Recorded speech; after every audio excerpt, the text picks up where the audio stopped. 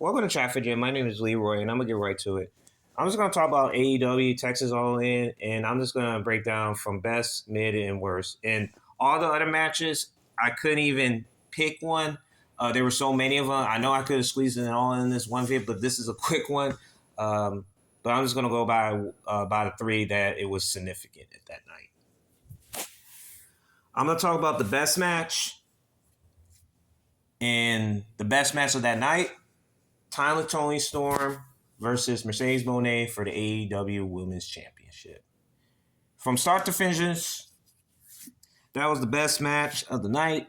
I can't say enough about Tyler Tony Storm. I've been saying this. She's the best women wrestler in the world today. I don't know why people say that. It's just people are overlooking her and her work and what she has done. People are not paying attention in AEW because they'll say anything about bad about AEW, and I've been one of those, but I do believe there is some believability in what they're doing, and what I mean by that is, and I'm using as Tyler's Tony Storm, she gets it, man, and showboating at Mercedes Moné was pretty significant as well on her side psychologically. Showboating her move is pretty telling. I like how Mercedes Moné went out to her manager and broke his glasses. It's pretty telling. These women, man, put on a good match, and I'm surprised that should have been the main event, but I will talk about the main event in a few moments. I'm just going to talk about this match. This was a good match. Everybody should watch that. I will say that. And Tony Storm won the match, man, and I was pretty happy for it. And it took a lot of guts for Mercedes Moné to do that. It took a lot of guts, even though she has like 4, 5, 6 belts. You get what I'm saying. But I'm just going to, it was a good match. It was a good one. Talk about the gauntlet match. And I'm just going to say about MJF winning that gauntlet match and why that was a safe move to have that. Now, Mark Briscoe is kind of sad about they could have pushed him right after his brother passed away from a car accident. God rest his soul, Jay Briscoe. This was a match between those two. MJF and Mark Briscoe was scuffling. It was a good match until, a bunch of people. I could talk about a lot of them, but I'm just going to make it short and simple.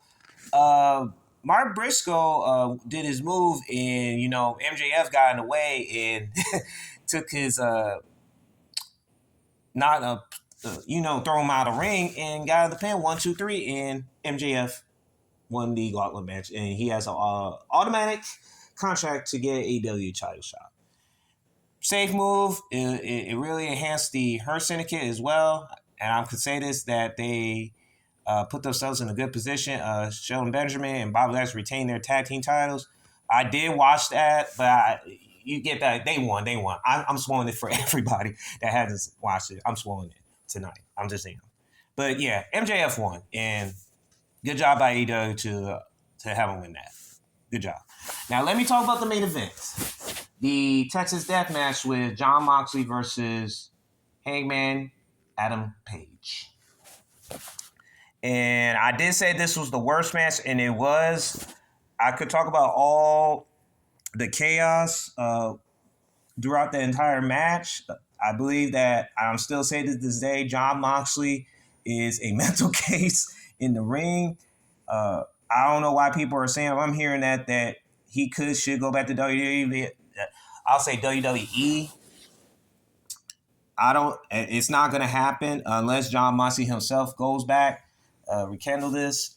I'm just going to say he's a mental case in the ring. He really is. And Adam Page, he's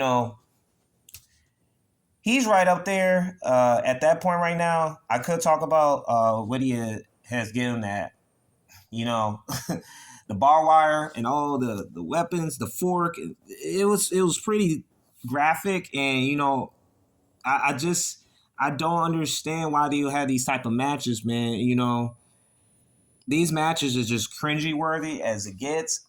And if you want to see something, watch that with Will Ospreay trying to save, the Death Riders, which is an outlier. And this was what made me ticked off about this. If people watch that when they bout, and I'm talking about Jon Moxley and Adam Page on that barbed wire table. You could see in the back there was an ambulance came in and tried to take Will's Ospreay while they're about to jump B and do a suplex off the freaking barbed wire. You get what I'm saying, man? Oh, that's why I said this was the worst match. Now, to cut story short, I could talk about Bryan Danielson coming in. I could talk about Swerve Strickland coming in and saving Adam Page at this moment with the chain. If it was significant at their last match they had with the chain, it was significant. Hey, you know what to do with it. You can see that Jon Moxley was taking a lot of damage. Well, he was brain damaged that whole match, and Adam Page used that chain and wrapped it around his neck and on that ropes, and he tapped out. And Adam Page is the new AEW World Champion. And I did say this, I said, any scenario they do, get the title off Jon Moxley. And this was one of the scenarios. It really was. And so it was a long day of a event. I actually did pay it. It was like over $50. Did I get a worse of my buck? I could say yes. And I'm going to say this to this video. Yeah, I did. And it was pretty interesting, man. It really was. Thank y'all for tuning in. I'm just saying this right now about AEW right now. This was I wouldn't say a rebirth, but I would say it's a resurgence. And I've been saying that this is a resurgence. I'm glad they got the title off of Jon Moxley, of all people. It was good. It was the right move. I know everybody doesn't like Adam Page and what he does in the business ring or does in the wrestling business, but I'd rather take this than Jon Moxley as it is. I rather do. AEW put on a decent show and then they're going back to their old ways. So you just don't know. They're unpredictable. And yeah, Darby Allin came back from Mount Everest. He did. Thank y'all for tuning in. You have a good one and be safe out there.